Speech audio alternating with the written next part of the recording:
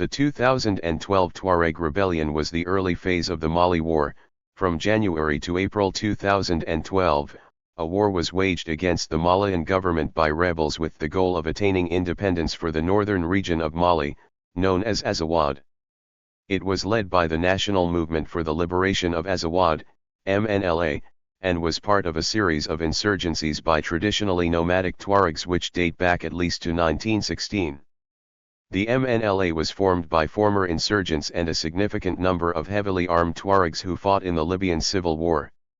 On March 22, President Amadou Toumani Touré was ousted in a coup d'état over his handling of the crisis, a month before a presidential election was to have taken place. Mutineering soldiers, under the banner of the National Committee for the Restoration of Democracy and State, CNRDR, suspended the Constitution of Mali, although this move was reversed on April 1. The Islamist group Ansar Dine, too, began fighting the government in later stages of the conflict, claiming control of vast swathes of territory, albeit disputed by the MNLA. As a consequence of the instability following the coup, northern Mali's three largest cities Kidal, Gao, and Timbuktu were overrun by the rebels on 3 consecutive days. On April 5, after the capture of Douentza, the MNLA said that it had accomplished its goals and called off its offensive. The following day, it proclaimed Azawad's independence from Mali. After the end of hostilities with the Malian army, however, Tuareg nationalists and Islamists struggled to reconcile their conflicting visions for the intended new state. On June 27, Islamists from the Movement for Oneness and Jihad in West Africa, Mojwe, clashed with the MNLA in the Battle of Gao, wounding MNLA Secretary General Bilal Chirif and taking control of the city. By July 17, Mojwe and Ansar Dine had pushed the MNLA out of all the major cities. On February 14, 2013, the MNLA renounced their claim of independence for Azawad and asked the Malian government to start negotiations on its future status. Background: for decades prior to the 2012 rebellion, Tuareg political leaders had asserted that the nomadic Tuareg people were marginalized and consequently impoverished in both Mali and Niger, and that mining projects had damaged important pastoral areas. Issues such as climate change and a rooted background of forced modernization onto the northern nomadic areas of Mali have caused much tension between the Tuareg peoples and the Malian government. Tuareg separatist groups had staged previous unsuccessful rebellions in 1990 and in 2007. Many of the Tuaregs currently fighting in the rebellion have received training from Gaddafi's Islamic Legion during his tenure in Libya. Hence many of the combatants are experienced with a variety of warfare techniques that have posed major problems to the national governments of Mali and Niger. The MNLA is an offshoot of a Tuareg political movement known as the National Movement for Azawad, MNA, prior to the 2012 insurgency. After the end of the Libyan Civil War, an influx of weaponry led to the arming of the Tuareg in their demand for independence for Azawad. Many of the returnees from Libya were said to have come back for financial reasons such as losing their savings, as well as due to the alleged racism of the NTC's fighters and militias. Another commentator described the U.S. as a catalyst for the rebellion, citing the training of Tuareg rebels by the U.S. and the overthrow of Libya's government in 2011. The strength of this uprising and the use of heavy weapons, which were not present in the previous conflicts, were said to have surprised Malian officials and observers. Such issues arise from an illicit weapons trade around the Sahel region that is linked to a variety of factors, including the funneling of weapons from Libya. Though dominated by Tuaregs, the MNLA claimed to represent other ethnic groups as well, and was reportedly joined by some Arab leaders. The MNLA's leader Bilal Chirif said that the onus was in Mali to either give the Saharan peoples their self-determination or they would take it themselves. Another Tuareg-dominated group, the Islamist Ansar Dine, defenders of faith, also fought against the government. However, unlike the MNLA, it does not seek independence but rather the impositions of Sharia across united Mali. The movement's leader Iyad Ag Ghali, who was part of the early 1990s rebellion, is believed to be linked to an offshoot of Al-Qaeda in the Islamic Maghreb, AQIM, that is led by his cousin Hamada Ag Hama. Iyad Ag Ghali was also said to have been affiliated with Algeria's Département du Renseignement et de la Sécurité, DRS, since 2003. There were also reports of an Algerian military presence in the area on December 20, 2011. Though Mali said they were in coordination against AQIM, there were no reported attacks in the region at the time. The MNLA even complained that the Malian government had not done enough to fight AQIM. Locals believed that the presence was due to the MNLA's promise to root out AQIM, which was involved in drug trafficking allegedly with the connivance of high-ranking officers and threatened to turn Mali into a narco-state. Course of the conflict. According to Stratfor, the first attacks took place in Menaka on 16 and January 17, which left 2 Malian soldiers and 1 rebel dead. On January 17 attacks in Aguelhok and Tessalit were reported. The Mali government claimed to have regained control of all 3 towns the next day. On January 21, a Malian convoy bringing army reinforcements and an arsenal of weapons to the garrison in recently liberated Aguelhok was ambushed near the village of Inesmal, killing between 50 and 101 Malian soldiers including several captains.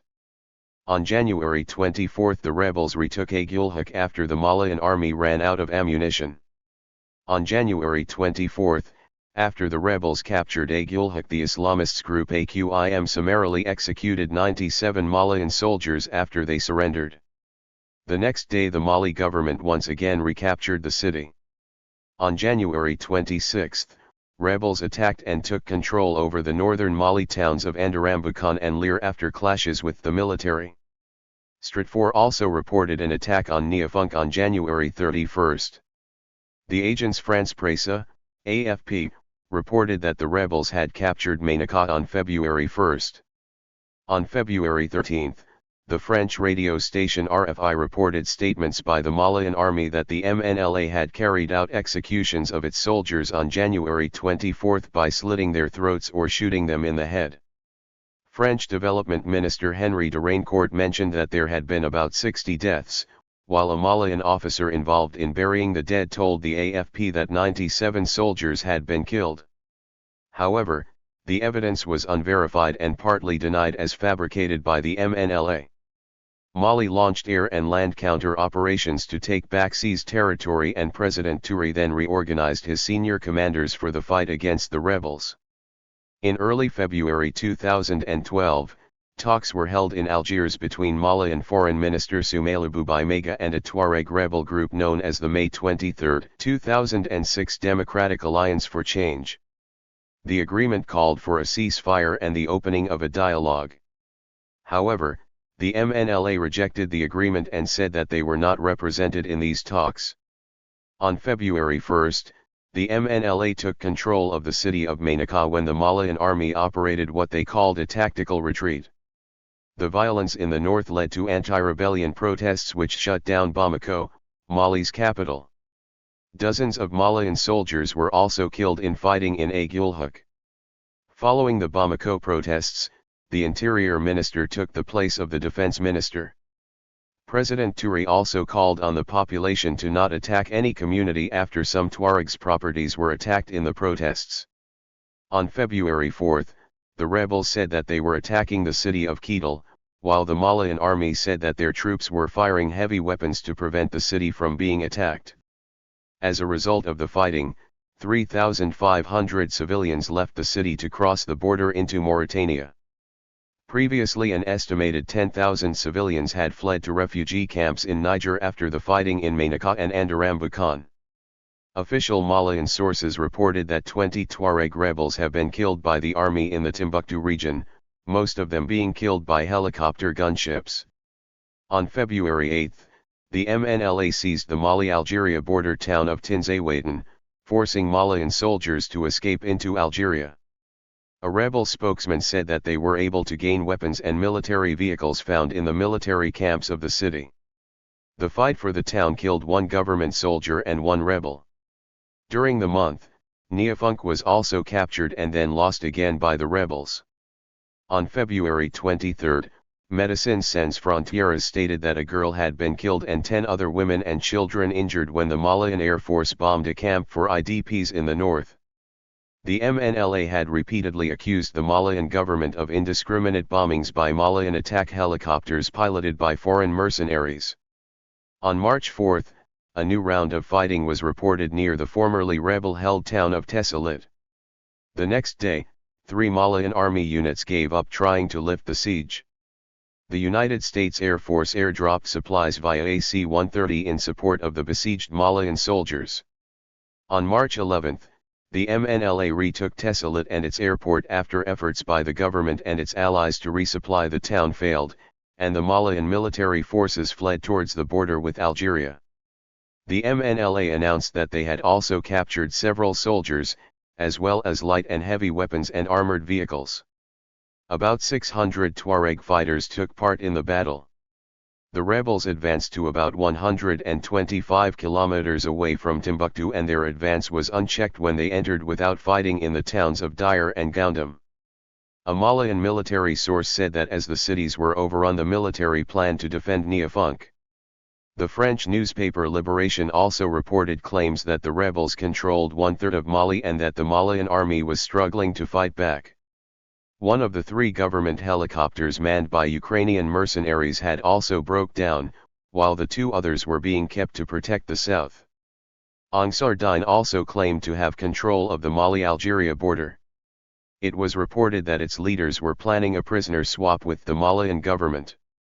On March 21, Malian soldiers attacked Defense Minister Sadio Gassama, who was there to speak to them about the rebellion, at an army base near Bamako. The mutineers were dissatisfied with Touré's handling of the insurgency and the equipment they had received to fight the insurgents. Later that day, soldiers stormed the presidential palace, forcing Touré into hiding. The next morning, Captain Amadou Sanogo, the chairman of the new National Committee for the Restoration of Democracy and State, CNRDR, made a television appearance in which he announced that the junta had suspended Mali's constitution and taken control of the nation. The CNRDR would serve as an interim regime until power could be returned to a new, democratically elected government. The coup was unanimously condemned by the international community, including by the United Nations Security Council, the African Union and the Economic Community of West African States, ECOWAS, which announced on March 29 that the CNRDR had 72 hours to relinquish control before landlocked Mali's borders would be closed by its neighbors, its assets would be frozen by the West African Economic and Monetary Union, and individuals in the CNRDR would get freezes on their assets and travel bans. ECOWAS and the African Union also suspended Mali. The US, the World Bank, and the African Development Bank suspended development aid funds in support of ECOWAS and the OAS reactions to the coup. An agreement was mediated between the junta and ECOWAS negotiators on April 6, in which both Sanogo and Touré would resign, sanctions would be lifted, the mutineers would be granted amnesty, and power would pass to National Assembly of Mali Speaker Dion Kounda Traoré. Following Traoré's inauguration, he pledged to wage a total and relentless war on the Tuareg rebels unless they released their control of northern Malian cities. As a result of the uncertainty following the coup, the rebels launched an offensive with the aim of capturing several towns and army camps abandoned by the Malian army. The MNLA took the town of Anafis without a fight, and the Malian army reportedly abandoned their posts in several other northern towns as well. Though the offensive ostensibly included both the MNLA and Ansar-Dine, according to Jeremy Keenan of the University of London School of Oriental and African Studies, the latter group's contribution was slight. What seems to happen is that when they move into a town, the MNLA take out the military base, not that there's much resistance, and Iyad Agali goes into town and puts up his flag and starts bossing everyone around about Sharia law. On March 24, Amadou Sanogo, the leader of the National Committee for the Restoration of Democracy and State, announced his intention to seek peace talks with the MNLA. Negotiations reportedly took place in Niger. France's Henry de Raincourt later said that the MNLA were in talks with the government under the auspices of ECOWAS in Burkina Faso.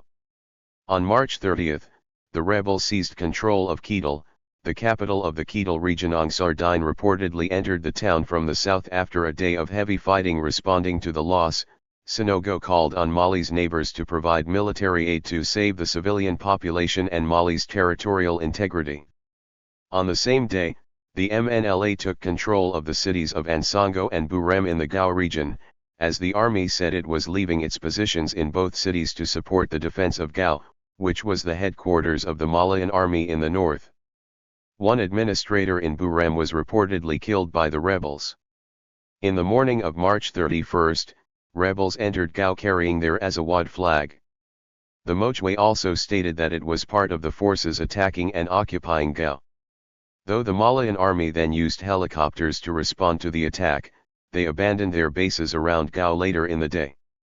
The MNLA then took control of the city. Both MNLA and Ansardine flags were reported around the city, leading to conflicting reports of which group was in control. The Associated Press reported accounts of a refugee that signs of disunity had begun to appear between the MNLA and Ansardine, including the removal of MNLA flags from Kidal. Of the city's two military camps, the MNLA took control of Camp 1, the Malian Army's former operational center against the rebellion, while Ansardine took control of Camp 2. A prison was reportedly opened, while public buildings were said to have been looted by civilians. The rebels were also alleged to have looted bank safes, while Ansardine had begun imposing Sharia. Shops in the city also closed. Gao MP Abdou Sidib said that Gao's residents were not being allowed to leave the city. Checkpoints were erected around Timbuktu as rebel forces encircled it, with the MNLA saying that it sought to dislodge Mali's remaining political and military administration in the region. Malian soldiers with southern origins were reported to have started leaving Timbuktu, while Arab soldiers from the north were left to defend the city. Capture of Timbuktu and Douentza. The next day, the rebels began attacking the outskirts of Timbuktu at dawn, as reports indicated that government soldiers had deserted at least one of the bases. The attack occurred with the use of heavy arms and automatic weapons, which had been left by the Malian army's deserters earlier. Al Jazeera reported the capture of Timbuktu the day an ECOWAS imposed 72-hour deadline to start returning to civilian rule was set to expire. The defense of the city was left mostly to local Arab militias, as most of the Malian army fled. The MNLA then took over Timbuktu without much fighting, celebrating its victory carrying the Azawad flag on pickup trucks around the city. The MNLA then stated that it had succeeded in the full liberation of the Timbuktu region. Kidal-based Colonel El Hadji Ag Gama of the Malian army announced his defection to the MNLA with 500 of his troops. Ag Gama and his men later fled to Niger, Ag Gama stating that he had pretended to join the MNLA only to save his men. His regiment was disarmed by the Nigerian army and placed in a refugee camp, pushing the numbers of Malian soldiers who have sought refuge in Niger to more than 1,000. On April 6, it was reported that Douentza was also under the control of the MNLA, who announced that the city was last capture in the region they claimed. The speed of capturing the larger towns was read as a consequence of the instability in Bamako, with the junta's hands bound between the rebels and the threat of economic sanctions by ECOWAS and others. With ECOWAS troops on standby for a first-ever intervention in a membership country, Sanogo said, "As of today we are committed to restore the 1992 Constitution and all the institutions of the Republic. However, given the multidimensional crisis we face, we'll need a transition period to preserve the national unity. We will start talks with all political entities to put into place a transitional body that will oversee free and transparent elections in which we won't take part." Declaration of Independence and escalating tensions. After the fall of Douentza, amidst reports of tensions between secularists and Islamists in Timbuktu and Gao, the MNLA called for the international community to protect what they called Azawad. However, other African states and supranational bodies unanimously rejected the partition of Mali. The day before, the UNSC had called for an end to hostilities. French Foreign Minister Alain Juppé said, "There will not be a military solution with the Tuaregs. There needs to be a political solution." Juppé referred to the MNLA as a credible interlocutor in the ongoing dialogue between Paris and the feuding factions in Mali, acknowledging it as distinct from Ansar Dine and Al-Qaeda in the Islamic Maghreb, groups with which he ruled out negotiations. On April 6, stating that it had secured all of its desired territory, the MNLA declared independence from Mali. However, the declaration was rejected as invalid by the African Union and the European Union. As of April 8, the MNLA was holding 400 Malian soldiers captured during the conflict. The prisoners suffered from a lack of hygiene, and an MNLA commander said that neither the government of Bamako nor the humanitarian organizations cared about them. On May 15, Amnesty International released a report alleging that fighters with the MNLA and Ansar Dine were running riot in Mali's north, documenting instances of gang rape, extrajudicial executions, and the use of child soldiers by both Tuareg and Islamist groups. On April 4, 2012, the United Nations High Commission for Refugees said that in addition to the roughly 200,000 displaced persons, up to 400 people a day were crossing the borders into Burkina Faso and Mauritania. The UNRWA spokesperson Melissa Fleming said, "The north of the country is becoming more and more dangerous due to the proliferation of armed groups in the region. We are stepping up our assistance to Malian refugees across the Sahel region who face acute water and food shortages. We'd like to reiterate that UNRWA is committed to helping neighboring countries and host communities which have been providing safety and shelter to the refugees despite these shortages and the difficult conditions." The rebellion was described by BBC News as having adverse effects on Mali's impending food shortage, with more than 13 million Malians expected to be affected by drought. On April 3, armed groups looted 2,354 tons of food from United Nations World Food Programme's warehouses in Kidal, Gao, and Timbuktu, causing the WFP to suspend its operations in northern Mali. Other targets of looting included hospitals, hotels, government offices, Oxfam offices, and the offices and warehouses of other unnamed aid groups. The WFP also stated that 200,000 had so far fled the fighting, predicting that the number would rise. Ansar Dine were reported to have intervened against looters. The spokesman of Mali's junta Amadou Toumani claimed that women and girls have been kidnapped and raped by the new occupants who are laying down their own law. On April 6, Amnesty International warned that Mali was on the brink of a major humanitarian disaster. Ansar Dine were also reported to have ransacked bars and establishments that served alcohol, while banning Western music from being broadcast. Most hotels in the city were empty or closed, with the tourism industry in the doldrums. Similar reports of changing music on the radio to prayers chants was reported from Kidal, while in Gao, shops and churches were ransacked, while Ansar Dine were also reported to have put the head of a dead soldier on a spike at a military base they briefly held before the MNLA took it over. The conflict has strained the ethnic tolerance that Mali was once known for. The Tuaregs and Arabs who lived in Bamako and elsewhere in South Mali have been subjects of a rash of ethnic attacks by black Malians, as opposed to Mediterranean Arabs and racially mixed Tuaregs, despite many of them being hostile to Azawad separatism as well as the Islamists. In fact, many of these actually had only recently come to the south, fleeing the violence in the north and ideological repression for not supporting Azawad separatism. By May, 60,000 people, mostly Tuaregs, had fled ethnic reprisals. One Tuareg interviewee, who had originally fled from the northern town of Kidal to Bamako, and then to Mbira, said that some of them were saying the Tuareg people killed their relatives and that now they must do the same to the Tuareg who are among them, and that the incident that prompted him to leave was watching policemen beat a Tuareg fellow policeman. The Jamestown Foundation, a US-based think tank, challenged MNLA's statement that it represents all the ethnic groups of Azawad, stating that in practice, almost all of its members were Tuaregs, who saw in the rebellion a chance to establish a separate state for the Tuaregs of northern Mali, while other ethnic groups of the region, the Arabs/Moors as well as the various black groups, Fulani, Songhay, etc., were much less enthusiastic. By the late spring of 2012, they began forming their own, often ethnic-based, militias. Some Arabs/Moors opposed to the rebellion formed the National Liberation Front of Azawad, which held non-secessionist, non-Islamist views, and stated its intention to fight for a return to peace and economic activity. ECOWAS warned the rebels and asked its member states to send logistical support to Mali, while also trying to negotiate a ceasefire. Mauritania denied working with Mali to quell the uprising. However, President Ould Abdelaziz, along with Malian officials, claimed the MNLA worked with AQIM by citing the alleged massacre of soldiers. Algeria withdrew military advisors and suspended military aid to Mali at the end of January to increase pressure on the government as it also tried to mediate a resolution to the conflict.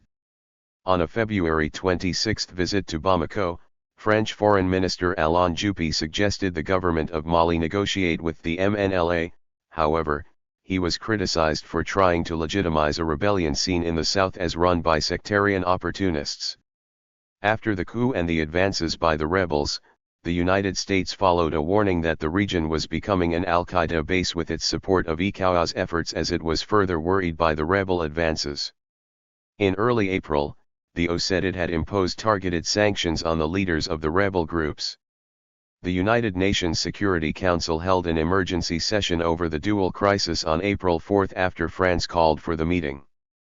Under-Secretary-General of the United Nations for Political Affairs Belén Pasco gave a brief to the UNSC, after which U.S. Ambassador to the UN, Susan Rice said that an UN official had complained that the Malian government gave up ground to the rebels without much of a fight. Juppé called for a collective response by the UNSC to the Islamist threat in the region. Amongst the media reactions to the uprising, Agence France-Presse was accused by Andy Morgan of Think Africa Press of uncritically accepting the government portrayal of the rebels as armed bandits, drug traffickers and Gaddafi mercenaries. The Los Angeles Times suggested that even without international recognition the gains by the rebels would be a de facto partitioning of Mali. The editorial board of the Washington Post called for NATO military intervention against the Tuareg. Social media amongst the Tuareg diaspora was reported to be euphoric at the imminent liberation, while those in southern Mali were strongly against what they called bandits in the north who they said should be killed. The Malian press was also quick to criticize the uprising. In late June, Reuters noted that in contrast to the Islamists who had appropriated the uprising from them, the Tuareg separatists were regarded in the West as having some legitimate political grievances. Thank you for watching this video.